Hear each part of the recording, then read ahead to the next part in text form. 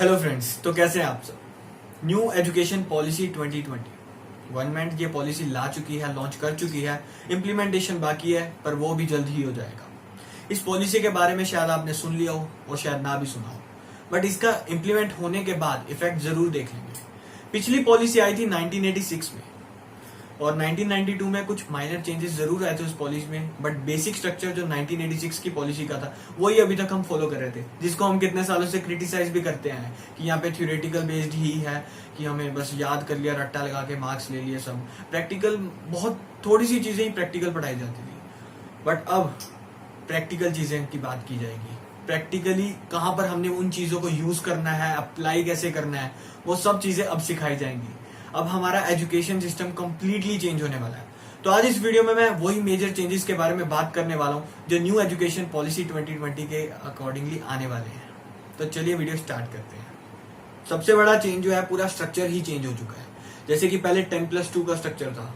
10 classes पहले होती थी स्कूल में, जब सेम सब्जेक्ट्स पढ़ाए जाते थे, सबके लिए सेम होता था। उसके बाद 10+1 एंड 10+2, ये 2 साल ऑप्शन होती थी। 3 स्ट्रीम्स थी हमारे पास, साइंस, कॉमर्स एंड ह्यूमैनिटीज। इन 3 में से अपने इंटरेस्ट के अकॉर्डिंग चूज कीजिए और उसके बाद अपना परस्यू करें, फिर उसी के अकॉर्डिंगली अपनी आगे कॉलेज में एडमिशन लेके कोर्स परस्यू करना होता था। बट अब फ्लेक्सिबिलिटी आई इस सिस्टम में। एक तो सबसे पहले तो ये 10+2 का स्ट्रक्चर को हटाकर 5+3+3+4 ये स्ट्रक्चर फॉलो किया गया। अब इसको मैं बताता हूं कि इसका मीनिंग क्या है। सबसे पहले 5 यानी कि 5 साल का एक पीरियड होगा, फाउंडेशन स्टेज। वहां पर क्या होगा, pre schooling and primary stage, ये दोनों इंक्लूड किया जाएगा। यानी कि प्री स्कूलिंग के 3 साल और 2 साल first and second class primary school के, इसमें इंक्लूड किए जाएंगे। यहाँ पर लैंग्वेज स्किल्स की बात की जाएगी, लैंग्वेज सिखाना और खेलकूद के तरीके से, जैसे छोटे बच्चों को नई नई चीजें सिखाई जाती हैं, तो वो सब यहाँ पर सिखाया जाएगा। और इसके अंदर आएंगे 3 to 8 ईयर्स के बच्चे। उसके बाद सेकंड स्टेज आती है प्रेपरेटरी स्टेज, ये 3 साल का पीरियड होगा। 8 to 11 ईयर्स के बच्चे इसके अंदर आएंगे और 3rd to 5th क्लास, यानी कि 3rd, 4th, 5th क्लास इस स्टेज के अंदर आएगी। यहाँ पर experimental learning, language and numerical skills की बात की जाएगी, ये सब सिखाया जाएगा। उसके बाद नेक्स्ट स्टेज आती है मिडिल स्टेज।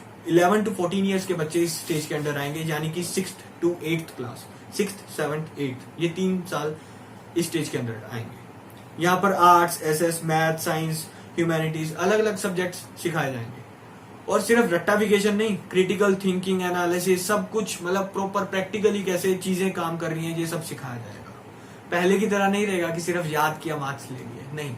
उसके बाद 4th स्टेज आती है सेकेंडरी स्टेज। 14 to 18 ईयर्स के बच्चे इसके अंदर आएंगे, यानी कि 9th to 12th क्लास। जैसे 10+1 और 10+2 अलग आ जाती थी और उसमें स्ट्रीम चूज करते थे। अब यहाँ पर चेंज जो आया है, मल्टी डिसिप्लिनरी स्टडी होगा। यानी कि ऐसे नहीं कि आपके पास 3 स्ट्रीम्स हैं, उसी को चूज कर लीजिए, नहीं।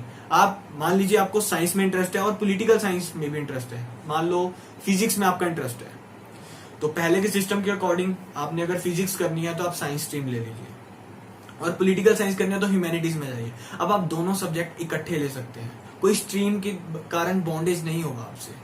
तो मल्टी डिसिप्लिनरी स्टडी होगी, greater critical thinking, flexibility, technical चीजों के बारे में सिखाया जाएगा। और फ्लेक्सिबिलिटी तो आपने देख ही ली कि स्ट्रीम सिस्टम खत्म हो जाएगा। अब से आपके ऊपर कोई बॉन्डेज नहीं, आपको जो सब्जेक्ट्स आपके मनपसंद है आप ले सकते हैं। तो ये बहुत अच्छा चेंज आया है। Coding to be taught from 6th class, अब 6th क्लास से ही कोडिंग सिखानी शुरू कर दी जाएगी, क्योंकि टेक्नोलॉजिकल एनवायरनमेंट बढ़ता ही जा रहा है। सब टेक्नोलॉजी, कंप्यूटर्स बढ़ता जा रहा है, सब कुछ डिजिटल होने वाला है आने वाले टाइम में। तो ये माना जा रहा है कि कोडिंग सबको आनी चाहिए। जरूरी नहीं कि जिसने साइंस या कंप्यूटर साइंस में जाना है उन्हीं को आनी चाहिए, सबके लिए ये चीज जरूरी है। इसलिए 6th क्लास से ही कोडिंग, कंप्यूटर वगैरह सब सिखाया जाएगा सबको। तो उसके बाद सेमेस्टर सिस्टम फिर से आएगा, यानी कि अब बोर्ड की क्लास जैसे होता था, फाइनल में एक एग्जाम देना होता था हमको at the year and, but अब सेमेस्टर सिस्टम आएगा, साल में 2 बार एग्जाम्स होंगे। और बोर्ड की जो इंपॉर्टेंस थी, जैसे बोर्ड एग्जाम्स आ रहे होते तो सबको होता था पता नहीं क्या आ रहा है, तो उसकी इंपॉर्टेंस पहले के मुकाबले थोड़ी कम कर दी जाएगी। सिलेबस में चेंज आने वाला है, सिलेबस पहले के मुकाबले कम कर दिया जाएगा। जो एक्स्ट्रा चीजें, यानी कि फालतू की चीजें जो होती थी, जिनकी कोई जरूरत नहीं होती थी, बस ऐसे ही बर्डन ज्यादा कर दिया जाता था, वो चीजें हटा दी जाएंगी। एंड जो प्रैक्टिकल एप्लीकेशन बेस्ड चीजें हैं, जो आगे काम आने वाली चीजें हैं, इंपॉर्टेंट, वही सब चीजें रखी जाएंगी सिलेबस में। प्रॉब्लम सॉल्विंग एबिलिटी पे भी काम किया जाएगा, क्रिटिकल प्रॉब्लम्स को सॉल्व करना, एनालाइज करना, इन सब के अकॉर्डिंगली सिलेबस को डिजाइन किया जाएगा कि बच्चों का मेंटल एबिलिटी ये बढ़े इन सब चीजों के लिए। More focus on vocational studies, vocational subjects पर अब काम किया जाएगा। पहले क्या होता था, 10 तक तो बिल्कुल काम नहीं किया था, वही कुछ सब्जेक्ट्स होते थे, बट अब जैसे म्यूजिक, डांस, स्पोर्ट्स, इन सब चीजों को प्रमोट करने के लिए वोकेशनल सब्जेक्ट्स को भी प्रमोट किया जा रहा है। यानी कि अब 6 to 8 क्लास का जो पीरियड है, इन्हीं में ही वोकेशनल सब्जेक्ट्स को भी ऐड कर दिया जाएगा। और पहले क्या होता था, बच्चों को डर होता था कि अगर हम एक्स्ट्रा ये कोई म्यूजिक, डांस वगैरह ऐसी चीजें सीख रहे हैं तो हमारे एकेडमिक उस पर फर्क पड़ेगा, हमारे मार्क्स पर फर्क पड़ सकता है। बट अब इन चीजों को भी बीच में सब्जेक्ट में ही इंक्लूड किया जाएगा, यानी कि इनके भी मार्क्स ऐड किए जाएंगे, तो बच्चे अब बिना किसी स्ट्रेस के इन चीजों पे भी फोकस कर सकते हैं। इंटर्नशिप प्रोग्राम्स 6 to 8 क्लास के पीरियड में ही शुरू कर दिए जाएंगे। इंटर्नशिप जैसे कि अगर प्लम्बिंग का काम हो गया, पेंटिंग वगैरह, एज पर इंटरेस्ट बच्चों को ऑप्शन दी जाएगी, वो इंटर्नशिप लगा सकते हैं। 10 day बैकलेस पीरियड भी होगा, यानी कि बिना बैग के, यानी बुक्स के अलावा प्रैक्टिकल चीजों के बीच में इन्वॉल्व किया जाएगा, प्रैक्टिकल ट्रेनिंग दी जाएगी कि काम एक्चुअल में कैसे करना है, तो ये भी किया जाएगा। और हॉलीडेज में भी ऐसे कुछ प्रोग्राम्स किए जाएंगे। और ये सब इंटर्नशिप्स वगैरह ऑफलाइन ही नहीं, ऑनलाइन भी अवेलेबल करवाई जाएगी। Dedicated unit for digital and online learning, online learning पर बहुत स्ट्रेस दिया जा रहा है। अब सब कुछ ई कंटेंट अवेलेबल किया जाएगा। इवन कि पहले इंग्लिश में ही अवेलेबल होता था या हिंदी में होता था, अब रीजनल लैंग्वेजेस में भी अवेलेबल करवाया जाएगा। Medium of instruction will be regional language till class 5th class तक ये कहा जा रहा है कि रीजनल लैंग्वेज में पढ़ाना बेहतर रहेगा, ताकि बेटर अंडरस्टैंडिंग हो सके, क्योंकि कुछ लैंग्वेजेस कईयों को एरिया वाइज समझ नहीं आती, मुश्किल होता है उसमें, तो रीजनल लैंग्वेज में ज्यादा कंफर्टेबल रहेगा।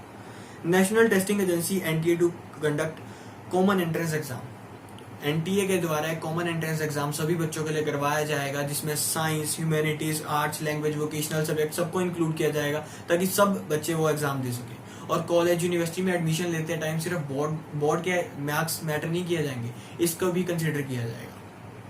360 degree holistic report card for students, पहले क्या होता था, एग्जाम में मार्क्स कैसे है उस बेस पर परफॉर्मेंस जज की जाती थी, अब ओवरऑल पर्सनैलिटी सब कुछ इंक्लूड किया जाएगा, जैसे कि बिहेवियर कैसा है, पर्सनैलिटी कैसी है, बिहेवियर अपने क्लासमेट्स के साथ, टीचर के साथ कैसा है। बच्चा खुद भी बताएगा कि हाँ मेरी परफॉर्मेंस इस साल कैसी रही, वो खुद अपने आप को इवेल्युएट करेगा। उसके क्लासमेट्स बताएंगे कि इसका परफॉर्मेंस कैसी रही इस साल, टीचर अलग से बताएंगे, सबको कंसीडर करते हुए उसका रिपोर्ट कार्ड तैयार होगा, जो उसकी पूरी प्रोफाइल को बताएगा कि इस साल इस बच्चे की परफॉर्मेंस कैसी रही।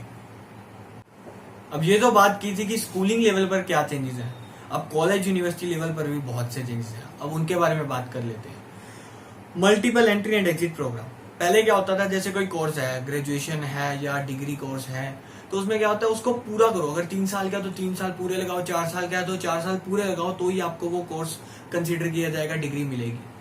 अब क्या है, अब अगर आपने 1 साल के बाद, 2 साल के बाद किसी भी रीजन के कारण कोई फाइनेंशियल प्रॉब्लम आ गई, पर्सनल फैमिली प्रॉब्लम है या कोई भी रीजन है, आप छोड़ रहे हैं, तो उसे वेस्ट नहीं माना जाएगा, उसे भी कंसीडर किया जाएगा। मान लीजिए आपको 1 साल के बाद आपका कोर्स छोड़ना पड़ रहा है, तो उसे सर्टिफिकेट कोर्स माना जाएगा। अगर 2 साल पूरे कर रहे हैं तो डिप्लोमा कोर्स, अगर 3 साल पूरे कर रहे हैं तो बैचलर्स डिग्री मिल जाएगी, अगर 4 साल का कोर्स है वो, तो उसे वो डिग्री मिल जाएगी, और रिसर्च के साथ, क्योंकि 4th ईयर रिसर्च के लिए होता है।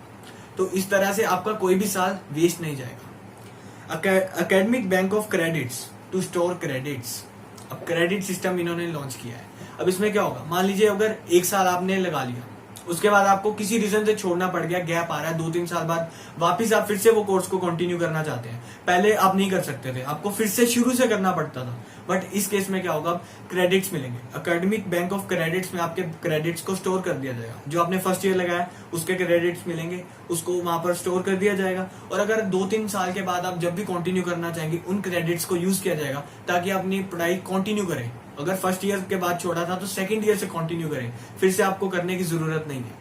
बाई चांस आप कोर्स चेंज कर रहे हैं, आपने पहले कोई और कोर्स किया, 1 साल लगाया, अब किसी और कोर्स में जा रहे हैं, तो पहले क्या होता था, 1 साल वो लगाया, वेस्ट हो गया, उसको कंसीडर नहीं किया जाता था, बट अब से वो क्रेडिट्स को वहां पर भी यूज किया जाएगा। अब नया कोर्स में आप एनरोल हो रहे हैं, वहां पर भी उन क्रेडिट्स को यूज किया जाएगा और आपके मार्क्स अकॉर्डिंगली लगाए जाएंगे। Indian institute of translation and interpretation, IITI का प्रपोज किया गया है ये इंस्टीट्यूट को एस्टेब्लिश किया जाएगा ताकि संस्कृत और कुछ और इंडियन लैंग्वेजेस को भी प्रमोट किया जा सके। NRF नेशनल रिसर्च फाउंडेशन को भी एस्टेब्लिश किया जाएगा। अब रिसर्च वर्क को प्रमोट किया जाएगा। जो बच्चे इंटरेस्टेड हैं रिसर्च करने में तो उनको प्रमोट करे, उनको हेल्प करेगी ये फाउंडेशन और उनकी फंडिंग में भी हेल्प करेगी ये foundation. Best university to set up campus in other countries. हमारे इंडिया में जो भी टॉप यूनिवर्सिटीज हैं उन्हें मौका दिया जाएगा कि फॉरेन कंट्रीज में जाकर भी अपने कैंपस को सेटअप कर सके, और फॉरेन पूरे वर्ल्ड में जो टॉप यूनिवर्सिटीज हैं उन्हें भी इंडिया में मौका दिया जाएगा कि वो अपने कैंपस इंडिया में सेटअप कर सके। ये बहुत अच्छा मूव है।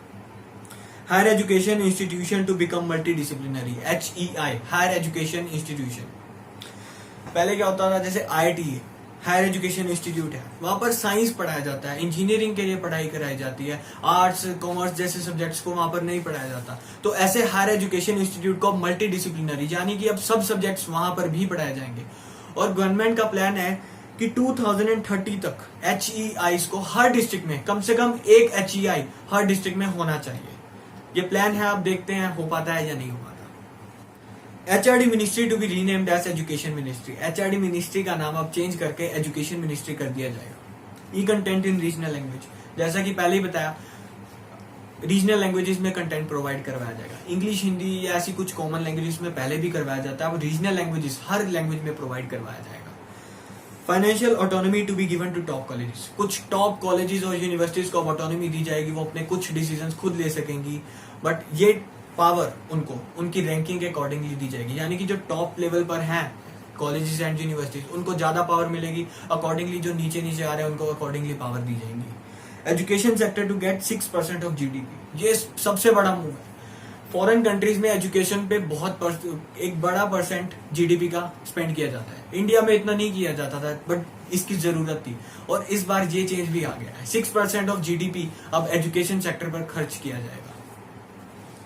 HECI higher education commission of India एक कॉमन रेगुलेटरी बॉडी होगी। मेडिकल और लीगल प्रोफेशन को छोड़कर सभी प्रोफेशन, सभी एजुकेशन सिस्टम HECI के अंडर आएगा। इसके अंडर 4 वर्टिकल्स होंगे और वो सारे एजुकेशन सिस्टम को कंट्रोल करेंगे।